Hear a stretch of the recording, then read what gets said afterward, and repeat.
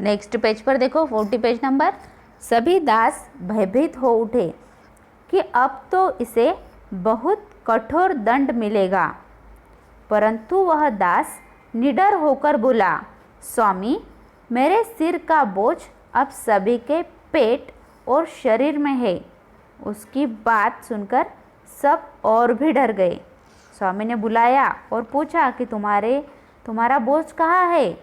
तो सभी जो दास थे वो उनको भयभीत हो गए, वो डर गए कि अब तो इस दास को बहुत कठोर दंड मिलेगा क्योंकि इसका बोझ तो कहीं चला गया है। लेकिन वो जो दास था वो निडर, उसे कुछ भी डर नहीं लगा, निडर होकर बोला कि मेरे सिर का बोझ अब सभी के पेट में चला गया है। उसकी बात सुनकर जो और दास थे वो ज़्यादा डर गए। फिर स्वामी ने सिर हिलाया और कहा, शहर पहुंचने के बाद बताना कि तुम्हारा बोझ वहाँ कैसे चला गया।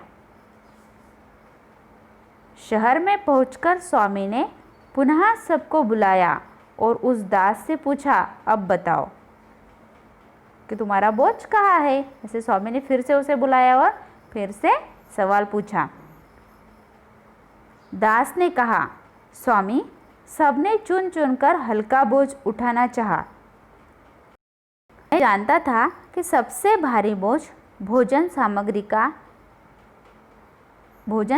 का है जो कोई नहीं उठाएगा, परंतु यह किसी ने नहीं सोचा कि भोजन वाला भार प्रतिदिन कम होता जाएगा, क्योंकि जितना भोजन सब लोग कर लेंगे उतना ही भार घटेगा।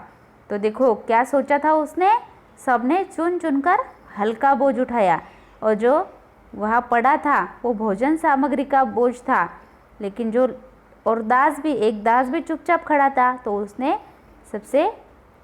सबका हो जाने के बाद आखिर में वो गया और भोजन सामग्री का भार उसने उठाया। जब उठाते समय उसने क्या सोचा था कि ये जो भोजन सामग्री का बोझ है वो दिन प्रतिदिन कम होता जाएगा, क्योंकि सब जो लोग हैं वो भोजन तो करते ही है ना, क्योंकि हम डेली खाना खाते हैं, वैसे ही जो भोजन का भार है वो प्रतिदिन कम होता जाएगा।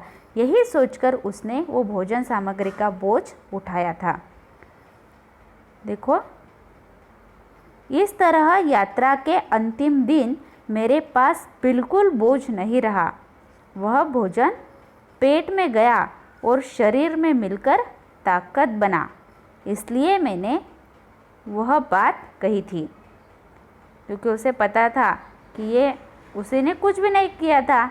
जो उसका भोजन सामग्री का बोझ था वो सबके पेट में गया था और शरीर में मिलकर ताकत बन गया था, और इसीलिए उसने कहा कि मेरा जो बोझ है वो सबके पेट में चला गया है।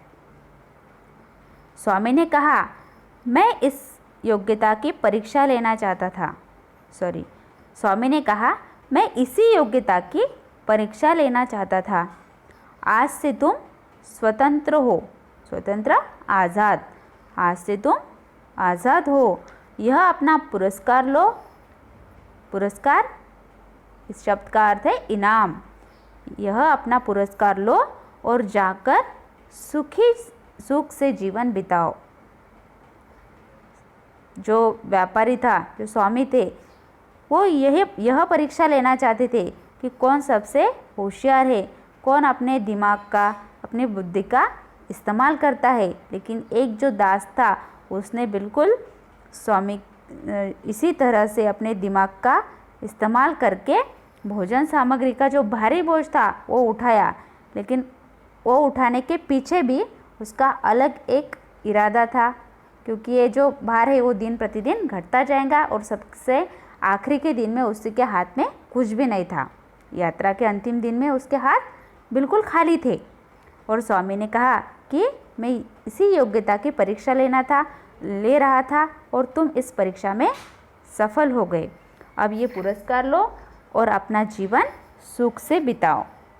ओके स्टूडेंट्स, आपके समझ में ये पाठ आ गया है, तो आपको फिंगर रख के पूरा 5वां हमारा अक्ल का पुरस्कार है जो पाठ है, फिंगर रख के फिर से एक बार पढ़ना है।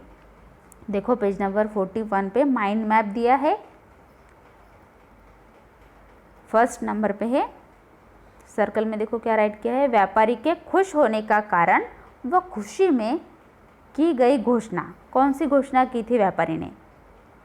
सर्कल में दिया है, व्यापारी बहुत धन मिलने के कारण खुश था। उसने घोषणा की कि इस यात्रा के बाद वह सबसे योग्य दास को स्वतंत्र कर देगा। उसने दासों से कहा कि वे अपने लिए कोई भी बोझ उठाकर चलने को स्वतंत्र है।